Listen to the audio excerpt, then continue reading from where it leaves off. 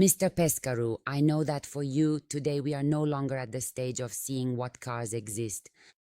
You have driven the Xpeng G6, you have tested the Omoda 9, and I know you have come very close to a decision for the BYD Seal U. So it would be useless for me to try to impress you just with a big screen, a panoramic sunroof, or a long list of features. The others have them too. I would like to show you why the Nissan X-Trail e-Force is fundamentally different from the three cars you have just evaluated. The first important thing is this: the X-Trail e-Force is not a plug-in hybrid. You don't charge it at a plug, but it doesn't work like a conventional hybrid either. You have a gasoline engine, but the driving experience is much closer to that of an electric car. Why? Because the internal combustion engine's primary role is to produce the electrical energy needed by the system, and the wheels are driven electrically. This means that when you press the accelerator, you don't have to wait for the classic reaction of an internal combustion engine and a gearbox. The response is immediate, linear. It is one of the things that I think you appreciated about the Xpeng.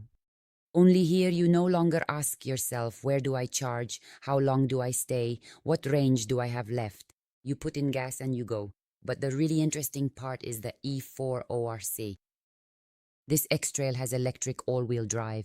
We have an electric motor for each axle, and the system can very quickly control the distribution of force between the front and the rear. And here, Nissan brings its experience as a car manufacturer, not just an electrification solution. On wet roads, on snow, in a turn, or when you accelerate harder, the system permanently manages the traction and stability of the car.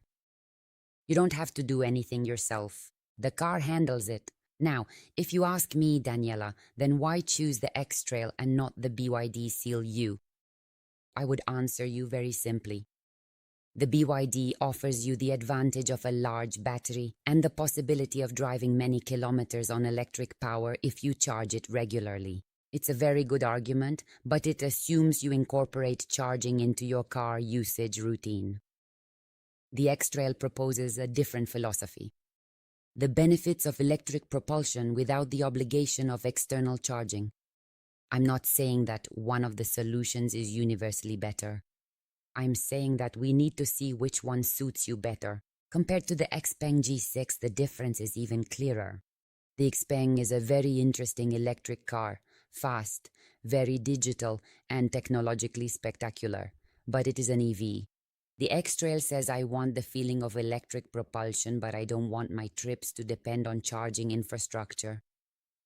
And there is something else. The X-Trail doesn't try to turn the car into a tablet on wheels. Look here. You have technology, screens, cameras, assistance systems, connectivity, but you still have physical controls where they make sense.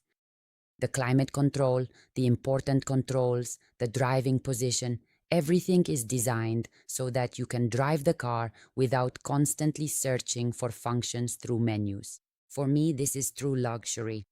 And the Omoda 9, that's probably where you felt the wow effect very strongly.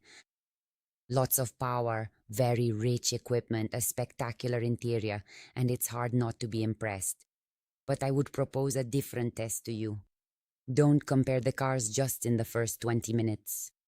Ask yourself, with which one would I want to drive 700 kilometers in a day? And after that, with which one would I want to live for 5 or 7 years? This is where the character of a car starts to show. Take a seat. Don't look at the screens yet. Sit down. Adjust the seat. Put your hands on the steering wheel. Look at the visibility. Look at how naturally your hand reaches the important controls.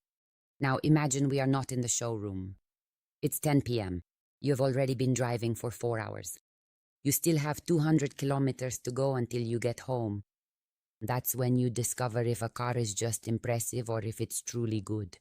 The X-Trail doesn't try to win the contest for the biggest screen. Instead, it offers you space, comfort, electric all-wheel drive, serious safety systems, and a very interesting powertrain. And it has something else that is hard to put into a maturity chart. Nissan has been building SUVs and all-wheel drive systems for a very long time, and the X-Trail is the result of this experience adapted to the age of electrification. I wouldn't ask you today to give up on BYD, nor would I try to convince you that XPeng or Omoda are wrong choices. I would do something else. I would give you the key and tell you to drive the X-Trail exactly the way you drove the others. City Beltway, National Road, a few overtakes, a rougher road, an incline, some curves, and if possible, drive it long enough to make up your mind.